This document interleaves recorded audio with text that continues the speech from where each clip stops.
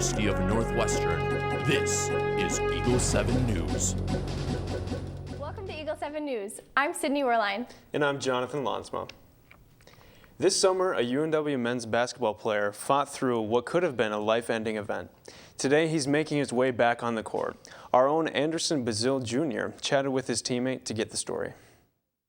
Will Gisler, senior forward for the Eagles, had an unforgettable summer. I wasn't eating the whole time, and that's why I ended up dropping about 50 pounds. Coming back from a team's mission trip in Spain this summer, Gisler started to experience excruciating pain in the stomach area. And my stomach is huge. What do you guys think's going on? And they said, we don't know, but you're going to stay here for a while. Gisler would soon find out some horrific news. Come to find out, I guess I ripped a hole in my small intestine from something I ate. Going into surgery, the doctors opened his stomach up, not actually knowing what he had. Partway through surgery, they said it's not what we thought it was, and they changed the procedure about halfway through. And I guess I just had this big pocket of fluid where that hole had been. It was just leaking this infectious fluid into my gut. Although they weren't able to remove the thing in his stomach surgically, they stuck a bunch of tubes in and basically just drained me over the next. Spent 3 weeks in the hospital with those drains hooked up to suction, and then came home and spent another 2 months that way. Had Gisler waited any longer to see the doctor, things could have ended up differently. And so my gut was pretty bloated, and the stuff in there, they said if this sac had burst, that fluid pocket had burst, then I would have just died pretty much right away. And they also said that was about a day away from happening. So typically, the recovery time for this kind of procedure is nearly a year. But Gisler's top-rated GI surgeon witnessed lightning speed recovery, something he had never seen before. He came in about 2 weeks after surgery. He came into our hospital room and was talking to me and my mom and my dad and said, I don't know if you people are praying or if you believe in prayer, but if you're praying, this is an answer to prayer. He's like, I've never seen anything like this. Through this unforgettable event, there was some positives to take away from it. Made a lot of progress in my Netflix shows, which was nice. Spent a lot of time with my family and got to know a lot of people and got to know a lot more about the digestive tract. I'm Anderson Bazile Jr. from Eagle 7 News. Gisler and the rest of the basketball team will be hitting the hardwood on November 15th against Hamline University inside Erickson Center at 7:30 p.m. for their season opener. Anderson, over to you. Thanks. Even though a lot of the fall sports ended, there are two teams on campus still playing. The UNW volleyball team made the national tournament, which will be taking place this weekend inside the Erickson Center for the first time ever by defeating the University of Minnesota Morris to capture the UMAC Conference Championship. During the conference tournament, senior Sinead Gonder was named tournament MVP. Gonder and Lindsey Peterson also landed on the AVCA All-Region and UMAC teams. The ladies finished their regular season with an impressive 30-4 record, which is tied with the most wins in school history. While volleyball is familiar with the national tournament, the football team will get their first taste of postseason play by winning their UMAC title game. The football team finished the regular season with a 91 record. The selection show will be taken this Sunday. Visit unweagles.com for more information. The men's soccer team finished their season as well. Chris Cleope was named UMAC Offensive Player of the Year, and women's soccer Abby Lamfers was named to the first team.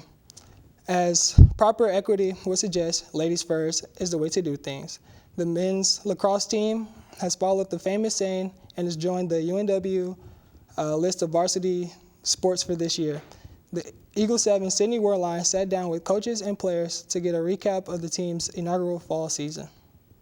I started playing lacrosse in 5th grade because I got really bored of baseball. Just wasn't enough action for me, so I switched over to lacrosse. The lacrosse has grown in Minnesota so much, and the fact that University of Northwestern has invested in the team, it gives me a lot of hope for the future. Seeing as it is their first season, there's a lot of excitement building around the spring. Going into the spring, I'm most excited for just traveling and spending time with the team. Honestly, just being with the team 6 days a week, just growing as a squad, and our team trips to Texas and road trips to Illinois and Wisconsin, that's just going to be a highlight for me, I'm sure. I'm most excited to get to know my team, get to build some relationships, grow together as a team and in Christ. The non-traditional fall season has laid the foundation for springtime success. The spring, I'm excited to apply a lot of those things that we've learned this fall and then start seeing growth once the fall or spring season starts, because it is a bit more of a grind and we'll have more time to see these peaks and valleys and what comes out on the other end of them. With their first scrimmage officially in the books, the men's lacrosse team is looking forward to a bright spring season. For Eagle 7 News, I'm Sydney Werlein. Even though the men are heading into their off-season, be sure to keep an eye open for games coming up this spring. That's all for sports this week. Back to you. Thanks, Anderson.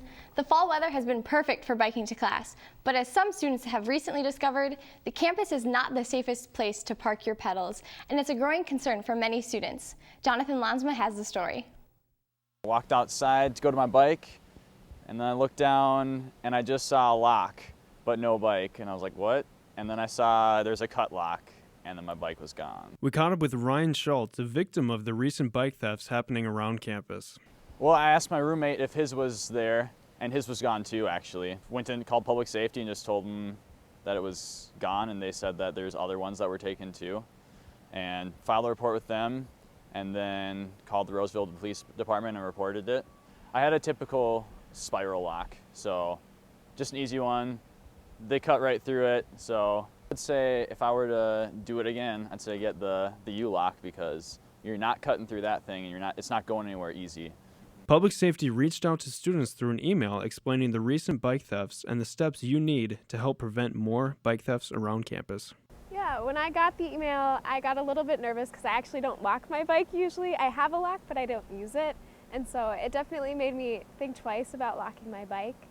As a freshman, I don't have a car, and I have a lot of classes all the way down at the Mel. And so to be able to get to my class in time, I kind of have to ride a bike. And so I think I'll continue to ride a bike and just hope that it doesn't get stolen. If you don't lock your bike, I'd say it's definitely not worth the risk. It takes about 5 seconds to go and lock your bike, so I would definitely recommend doing that. So if you plan on biking to class, be sure to take that extra few seconds to lock it up, because it could mean the difference between you walking or biking to class. With Eagle 7 News, this is Jonathan Laansma. Students are encouraged to contact public safety if they see any suspicious activity and are reminded to always lock their bikes. Jens, what does weather look like this week? Thanks, Sydney. Weather's looking pretty nice this week. Hopefully no one gets their bike stolen. Yesterday was beautiful. Hopefully you got out and enjoyed that. But for this next week, we're looking at cooling down a little bit. It's still going to be, it looks like it's going to be pretty unseasonably warm. So get out and enjoy it, because hopefully it doesn't cool down too fast. 46, 51, 59 for highs at the beginning of at the end of this week. Beginning of next week, 54, 59, 51 for highs. So hopefully it doesn't cool down too much. We're looking at some partly cloudy and a chance of rain on Tuesday. So wear your rain jackets for that. Get out and enjoy the sunshine while you can. Thanks, Sydney. Back to you guys. Ring by spring is a common saying around campus. This year, many students are way ahead of that deadline.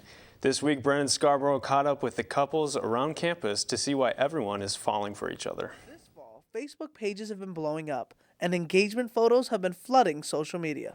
We're just thankful for all the support we got, all 840 likes and 160 comments. Oh my gosh. It's a special time in your life and you want to share it with your friends and your family, so I think it's cool that we have a platform like that to share that news with. Why are so many couples getting engaged in the fall? Well, it seems to be a time issue. Ben Burkett and Kylie Thiner are a testament to this. We are both seniors that will graduate in the spring, and we waited till now to get married because we're both graduating in the spring, and it's kind of a nice transition. We'll be out of school. While each couple's situation is unique, they both have valuable information for aspiring couples. You know, if you love her and you know you're going to marry her, just go for it. Just do it. And I would say to just be patient, because the time will come and you have a lot of time to figure out future plans, so be patient and it'll come when it does. I would say not to force it. I think there's when people come into college, like, there's all of a sudden like this urge, like, oh, I gotta get married or I gotta have a girlfriend. I definitely have time to meet people and, yeah, not forcing a relationship just because that's what a lot of people are doing here at Northwestern. Brennan Scarborough, Eagle 7 News. Construction on Maha continues on campus, meaning students have been walking across the green. So we decided to check how much time you actually save by taking this popular shortcut.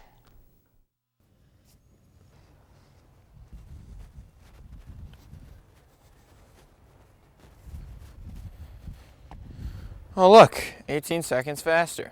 To get more insight on the destruction of the grass, we caught up with activist David Kelso. People were walking in a straight line, and they're just being some sheep and just following the people in front of them, and it's killing the grass though. I mean, but what you need to do? Spread the tread. Walk around. You've got a whole green to walk through, and it saves you still that 18 seconds, but it just doesn't kill the grass. Watching out for facilities. For Eagle 7 News, I'm David Knutson. So when you walk to lunch after chapel, make sure you spread the tread. Well, Sydney, it's been a pretty long and busy week, but at least there's one celebration that we can all celebrate on Friday, and that's Veterans Day. Yes, so from all of us at Eagle 7, happy Veterans Day.